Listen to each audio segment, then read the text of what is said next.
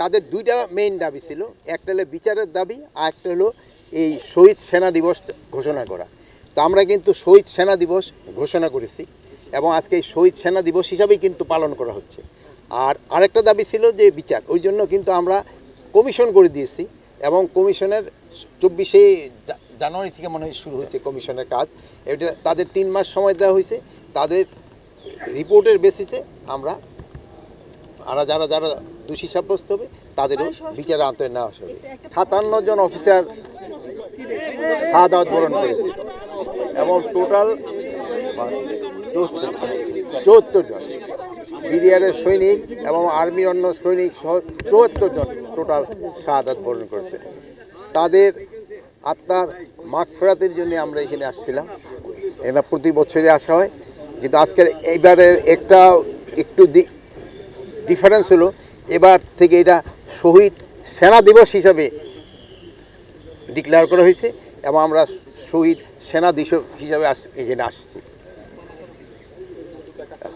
আর আপনারা জানেন শহীদের পরিবারও এখানে আসছে, তারও তাদের আত্মার মাগফিরাত শ্রদ্ধাঞ্জলি দিচ্ছে এবং আত্মার মাগফিরাতের জন্য পরিবারের দাবি যে দ্রুত বিস্ফোরক মামলায় মানে হত্যা মামলা যাদের সাজা হয়েছিল, তারপরে বিস্ফোরক মামলার জন্য কিন্তু অনেক দিন তাদের সাজা ভোগ হওয়ার পরেও কিন্তু জেলে ছিল, কিন্তু তাদের কিন্তু অনেকেরই জামিন হয়ে গেছে। এখন আরও যদি এরকম থাকে কোর্ট বসলে, এটা যেহেতু আমাদের হাতে না, এরা সম্মানীয় কোর্ট যদি তাদের জামিন দিয়ে দেয়, জামিন দিয়ে দিবে তাদের। স্যার, গত 15 বছরে আওয়ামী লীগ কেন এই দিবসটিকে শহীদ সেনা দিবস হিসেবে ঘোষণা করতে পারেনি?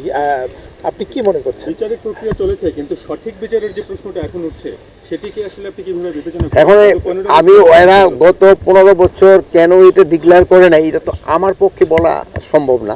আর 2 নাম্বার যে সঠিক বিচার যেন হয়, এই জন্যই কিন্তু একটা তদন্ত কমিশন গঠন করে। এটা কিন্তু কমিশন মানে ইনকোয়ারি কমিটি না, তদন্ত কমিশন গঠন করা হয়েছে এবং তাদের দেখবেন তাদের মর্যাদাও দিয়ে দিছে, যে সেরে অ্যাপিলেট ডিভিশনের জাজের মর্যাদা দেওয়া হয়েছে যে প্রধান, আর অন্যান্যদের কিন্তু হাইকোর্টের জাজদেরও মর্যাদা তাদের দেওয়া হয়েছে এগুলি করার জন্য। এই জন্য একটা যেন সঠিক হয়, এটা কমিশনটা যেন সঠিকভাবে কাজ করেন এবং যারা দোষী তাদের যেন তারা ভালোভাবে করতে পারে, এই জন্য কিন্তু এটা করা হয়েছে এবং তাদের রিকমেন্ডেশনের উপরে বেস করে আমরা পরবর্তী অ্যাকশনটা নেব।